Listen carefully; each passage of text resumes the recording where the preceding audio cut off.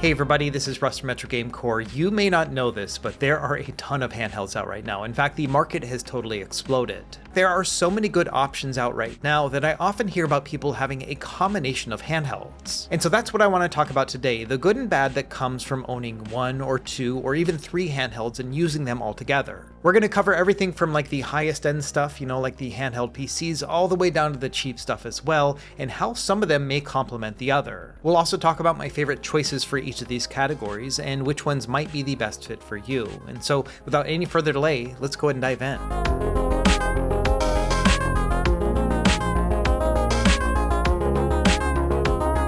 Okay, before we start talking about the different combinations, let's kind of set the stage for each of the different handhelds that I'll be talking about, because they each fall into their own categories. We'll start with the big stuff. That's going to be the handheld PC. So this will be something like a Steam Deck or, the ROG Ally or Lenovo Legion Go. And there are two big advantages of these ones. Number one is the fact that they can play PC games natively. After all, they are basically just laptops, but in a different form factor. They've also got a lot of power and emulation support. And so any emulator that you can think of will probably work on these handheld PCs, all the way up to stuff like, PS3, Xbox 360, and Nintendo Switch. And so often these will be one-size-fit-all handhelds, but they are relatively large and heavy, and sometimes the battery life is not great on them either, depending on what you're playing. When it comes to handheld PCs, my favorite options are the Steam Deck, especially the OLED if you can afford it, because that screen is great. And then when it comes to Windows-based options, I typically will play the ROG Ally X because it has a larger battery, but I also like the Lenovo Legion Go, which has a nice big screen as well. So generally, when people are asking about handheld PCs, those are the three that I recommend, but bear in mind that this is going to be a banner year for handheld PCs as well, so we will probably see a lot of new options coming throughout the rest of this year. And so that's category one, handheld PCs. These are going to be able to play just about everything,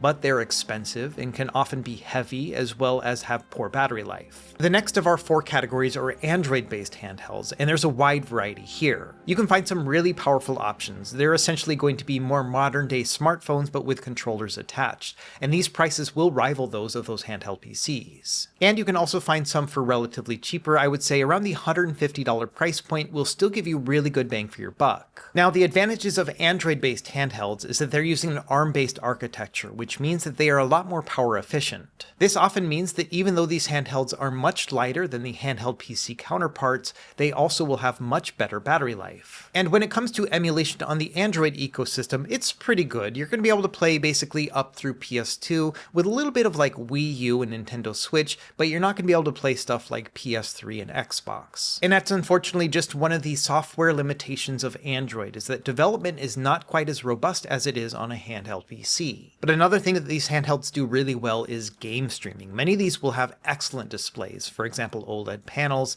and they've got decent controls as well. And so you're able to stream either from the cloud or from like your home PC or even home gaming console, and then play that directly on the device without having to run it on the processor itself. And so that's one of the big advantages to me for Android, is the fact that we've got pretty good emulation for certain systems, but then also you've got game streaming for everything else. Now, when it comes to my favorite options within this category, I would say that at the top tier, you have the Odin 2 line of devices. There's the original Odin 2, the Odin 2 Mini, as well as the bigger Odin 2 Portal. I've got all three of these, and for the longest time, the Odin 2 was my primary handheld, but recently I've been playing the Odin 2 Portal more. I've got full videos about all this stuff down below. However, the Odin devices are quite expensive. They're about $300 plus depending on the models that you get, and so I found that the best bang for your buck is something a little bit cheaper. That's the Retroid Pocket 5. This one is selling for $220 before shipping, and I love this thing. I think that bang for your buck, this is probably the best handheld out there, bar none. Again, I've got videos about all of these, but the Retroid Pocket 5 really deserves its time in the spotlight because it's got a beautiful display, excellent controls,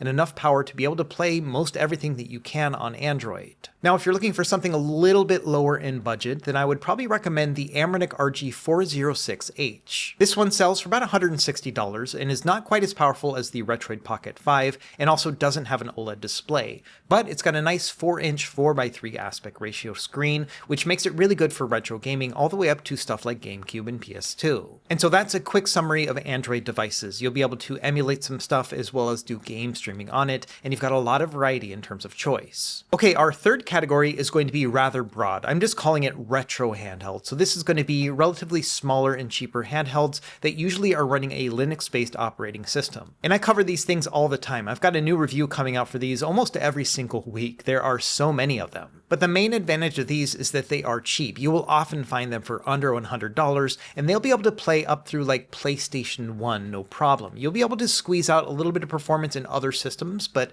I would really cap it at PS1 and below. So these are going to be more portable options if you're looking for something like a more modern Game Boy, where you can play your classic systems but on the go. And in talking about my favorite options for this category, let's go by form factors. Let's start with a vertical form factor, like an old school Game Boy. And there are many options that I love within this category, but we'll focus on two. The first one is going to be the TrimUI Brick. This one is a smaller handheld. It's got a 3.2-inch display, 4:3 aspect ratio, but it has excellent controls and a high resolution screen. And so this is one of my favorite portable options when it comes to playing retro games. Now, if you're old like me and maybe have bad eyesight, then you might want something with a little bit bigger of a screen. And so in that regard, I would recommend the Anbernic RG40XXV. This one has that familiar Game Boy look and feel to it, but with a bigger screen. This one is 4 inches, and so this is also an excellent option. Now, the next form factor, and one of my favorites when it comes to this size, are going to be clamshell handhelds. We've got a couple different options, but I think the easiest one to recommend is the Anbernic RG35XX SP. This one is essentially a slightly larger version of the original Game Boy Advance SP, but can play up through PS1 no problem. This one ended up being my favorite handheld release of 2024, and the clamshell form factor is a big reason behind it, because I love the fact that I can just close it up and everything's going to be protected and I can just throw it in my pocket. Another handheld to keep your eye on is the Miyoo Flip. This one is a recent release. It's a little bit smaller than the Anbernic version and also has better controls in my opinion. But the Miyoo Flip is currently a work in progress. As of making this video, they are working on a second batch which will fix some of the issues that they've had previously. And so this one is not as easy to recommend as the RG35XX SP from Anbernic, just because it needs a little bit more time to bake. And finally, our third form factor within the retro handheld category are going to be horizontal handhelds. Sometimes they're called candy bar handhelds because they kind of look like a chocolate bar. We've got a lot of variety here, but some of my favorites come from Anbernic again, including the RG35XXH as well as the RG Cube XX. Each of these Anbernic devices with the XX in their name have the exact same chipset, so performance is going to be the same. It's really about the screen and the form factor. I like the RG35XXH as a more compact and smaller version because this one has a 3.5-inch screen but is super pocketable. But if you're looking for something with a higher resolution screen and with a little bit more ergonomic comfort, then I think that the RG Cube XX is a really great option as well. And even though I mentioned 3 different form factors, there is a 4th mini category within retro handhelds that is worth bringing up as well, and that's going to be micro handhelds. What I usually classify as a micro handheld is going to be something with a screen that's 3 inches or smaller. So these are going to be much smaller and a little bit squintier to use, but because they are so small and travel friendly, you can have them on you more often. In fact, I find myself playing around with these kinds of devices more often than the others just because they are so easy to take around. Now, my favorites among these changes all the time, but the current one that I'm using is the Magic X Mini 028. Yeah, it's a terrible name,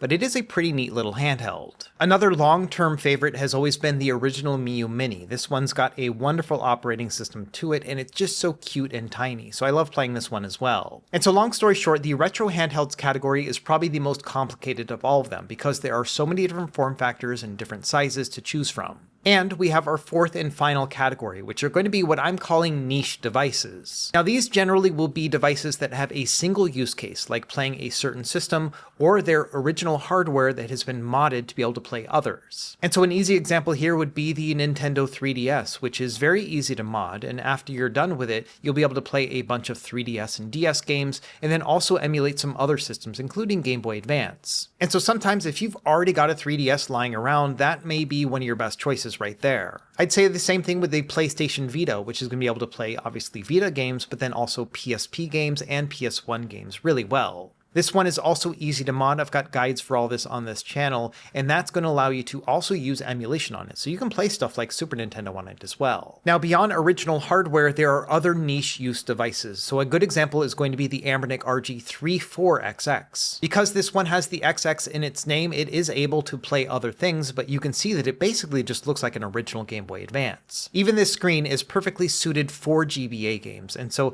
this is a really easy recommendation if you love Game Boy Advance, but not so easy to recommend if you want to play other systems on it. The final option worth mentioning within the niche use case are going to be FPGA machines, like the Analog Pocket, or there's one by a company called Funny Playing that is basically a Game Boy Color clone. The big advantage here is that these can play original cartridges, so if you have a larger library, then you can use something like this. It'll also work with things like an EverDrive too. The Analog Pocket in particular is an excellent value if you really appreciate hardware level accuracy. This one can play a number of different cartridges, including Game Boy and Game Boy Advance, but it can also play a bunch of games off the SD card using the Open FPGA platform. So you will also be able to play cycle-accurate versions of Nintendo, Genesis, Super Nintendo, and arcade games as well. Okay, so now that we've kind of set the stage of the different categories of handhelds and whatnot, and some of my favorite choices within them, now let's talk about the different combinations that you can use and why some of them might be a good fit for you and some may not. Let's start with the simplest setup, which is going to be not using a combination at all, just playing with one single handheld. And I think this all really comes down to what you plan on playing, PC games or streaming or emulation. So let's talk about some options here if you aren't going to get a combination. If your budget allows for it and you prefer to play natively on your device, then I think something like a handheld PC is kind of a one and done. For example, if you were to pick up a Steam Deck, which starts at around $400, you'll be able to play a ton of PC games and then basically emulate everything as well. So that one's a pretty easy fix, but I would also recommend before you shell out $400+ on a handheld PC,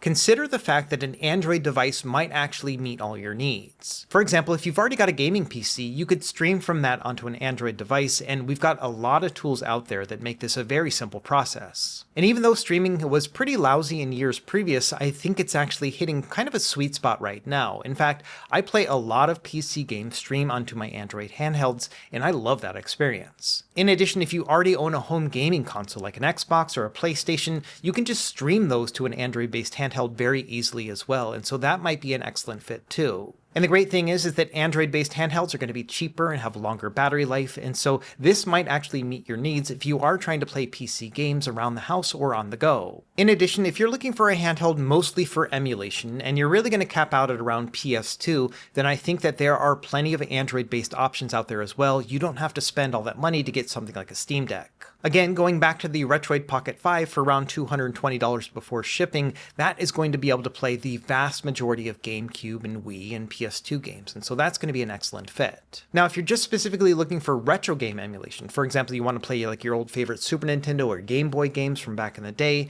then I think that just a single retro handheld will probably meet all your needs. The great thing about these is that they are inexpensive. You can expect to pay somewhere around $60 to get an excellent retro gaming experience. And so if you are looking at a single handheld, it really is going to come down to what you want to play. So if you want to play PC games natively or some high-end emulation, you'll need a handheld PC. If you don't mind streaming, or you just want to emulate up to like PS2, then Android's going to be the way to go. And if you're just focusing on like retro game emulation, you want something a little bit smaller, more compact, then obviously a retro handheld is going to suit those needs. But things get very interesting when you start adding more handhelds into the mix, and this is what inspired this video in the first place. So let's talk about a two handheld setup. And the way I like to think about this is kind of in two different use categories. So we've got home plus errands. So in the home category, that's going to be what you want to play when you're sitting around on the couch or maybe you're in bed. Like what kind of handheld and what kind of systems do you anticipate playing in that regard?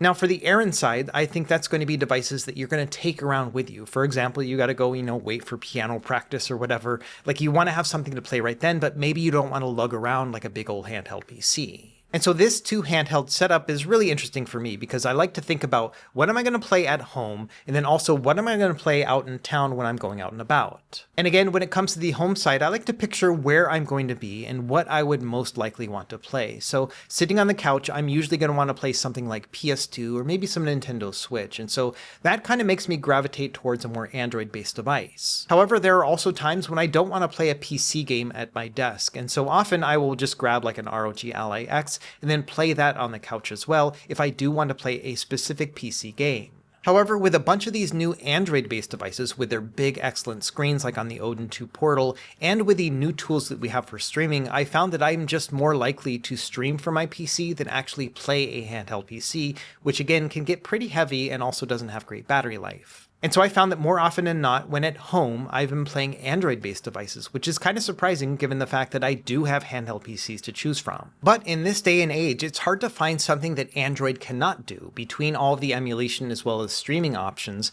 I can play basically every system as long as I've got it set up with my home PC. But again, it really depends on having that PC first. Now on the Aaron side, I'm all over the place because I got so many different options to choose from, but I think it's really going to come down to what you want. Do you want something that's a little bit smaller, like a micro handheld, or do you have a specific form factor you prefer? And so that's where all those retro handheld options really come into play. And so if I was to summarize the whole two handheld setup, I would say, again, it comes down to home versus Aaron. So at home, are you going to play something like a handheld PC or maybe an Android-based device? And then on the Aaron side, which retro handheld appeals to you the most in terms of form factor and size? And then finally, let's talk about a 3 handheld setup, which feels a little bit gratuitous, to have 3 different handhelds to play retro games on, but I actually think that there's a lot of merit to this setup. And I've heard a lot of people talking about having like a gaming trifecta of having 3 handhelds. I think that maybe TechDweeb was the first person to really articulate it in a video. I'll leave his video link down below. And the way he describes this trifecta is in 3 different groups. You've got your PC handhelds, your couch handhelds, as well as your pocket handhelds. And I also came to a very similar conclusion, but I took a different path to get there. And it all goes back to that 2 handheld setup. We've got house and errands, so we can break up that house category into 2 sections instead. So if we were to break up that house category, I would put it into 2 different functions. We've got our PC games, so that's going to be playing natively, like on a Steam Deck, and then we have what I would just consider to be just general emulation. And I like this setup as well because it really focuses my attention. If I've got a handheld PC, it's just going to be a PC machine, so I just have to focus on, opening up Steam and then playing my favorite games. When it comes to emulation, I can dedicate a device to emulation instead, like the Retroid Pocket 5. The retro handhelds in the errands category are still going to be there. We'll always be able to play retro classics on the go. This is really talking about separating PC and emulation that makes it just a little bit more of a focused experience. And again, this is a very privileged place to be because you can always just use something like a Steam Deck to do both emulation and PC gaming, but I also like that focused approach as well. And so that's how I've broken up my own trio of handhelds. If I was to have only 3, I would probably focus on PC gaming, then emulation, and then retro gaming on the go or while running errands. And separating out this trio of handhelds actually changes which choice of handheld I would choose in each of these categories. If we're going to have a handheld PC just for PC gaming, then my choice would be the Steam Deck, just because it is such a streamlined experience. Now there are some games that won't play on SteamOS, for example like Destiny 2 and Call of Duty, so if there are specific games that you want to play and they don't play on the Steam Deck, then I think that makes your choice a little bit different. And when it comes to like general usage, like for example being able to use both Windows and SteamOS, then I would use the ROG Ally X. But again, we're being very focused and concentrated here, and so I think that the Steam Deck OLED would probably be my choice if I'm using a trifecta like this. Now same thing on the emulation side, it does change my choice a little bit. Generally I like to play the Odin 2 because it can kind of do everything. However, if I'm just going to be using it only for emulation, I would probably use the Retroid Pocket 5. This one's a little bit more lightweight and compact, but still has a nice 5.5-inch screen, which is a perfect size for me. In addition, it has the D-pad up top, and the vast majority of games that I will be emulating are going to be D-pad centric, and so this is an excellent fit for me as well. In addition, the Retroid Pocket 5 has just enough power to play the vast majority of PS2 and GameCube games, and so that's really what I would probably focus on when it comes to having a standalone emulation device. And so, yeah, the Retroid Pocket 5 is going to be my main choice here. Now, when it comes to the third leg of our trifecta, this is going to be of no surprise to anyone. My retro handheld of choice will be the Anbernic RG35XX SP. And even though there are other retro handhelds that are a lot of fun to play, there are certain aspects of this one which make it just an easier choice for me to use. Number one is going to be the clamshell form factor, which I think is very travel friendly, but then also there are a lot of operating system options here that are very robust. My favorite OS to use with this handheld is MuOS. I've made a whole video about this, but one of the main factors in picking this for my trifecta is the fact that MuOS supports SyncThing, which works really well. This is an app that's across many different platforms and allows you to sync your save games, at least in the way that I have it set up, and I've got a whole guide for that as well. So the idea is that with MuOS and my travel handheld, I'll be able to get in and out of my games very easily with a clamshell, and then when I get home, I can just turn it on. It'll sync all of my saves when I connect to my Wi-Fi, which is also going to be connected to my Retroid Pocket 5, and so I can resume my games between my two emulation handhelds. And this, of course, can be done with a bunch of different operating systems and different devices, but that's one of the main reasons why I think that this setup in particular is going to work really well for me. So there you have it. If I was to pick 3 handhelds to kind of keep in a trifecta, it would be the Steam Deck, the Retroid Pocket 5, as well as the Anbernic RG35XX SP. If I was to only have 2 handhelds, the home handheld would be my AYN Odin 2 Portal because it's nice and big, has a beautiful screen, really good battery life, and I can stream all my PC games to it. And on the retro handheld side, I'd probably do something like the RG35XX SP, although maybe the TrimUI Brick would be a good complement as well. And then finally, if I had to get rid of my entire collection and have only one handheld, I'm not really sure what I would do. It's really hard to imagine that, but I kind of want to say the Odin 2 Portal just because, it can do everything. It can emulate all those high-end systems. You can even do things like WinLater on it. You can also do game streaming on it if you want to play that as well. But part of me also thinks that the Retroid Pocket 5 would be a better fit. It's more compact and travel friendly, it still has a beautiful OLED display, and it's got enough power to play all the systems that I want to, and because it's Android based, I can also do streaming on it. But I think that's going to be a topic for another day. What I really wanted to focus on here were the different combinations and how they all worked out for me. So let me know what you think in the comments down below. Do you have any sort of combination of handhelds? What works out best for you? I know this was a longer video, but I really wanted to go into the weeds about the different categories and the different combinations, so I hope this was helpful. As always, thank you for watching. Be sure to like and subscribe if you found this helpful, and we will see you next time. Happy gaming.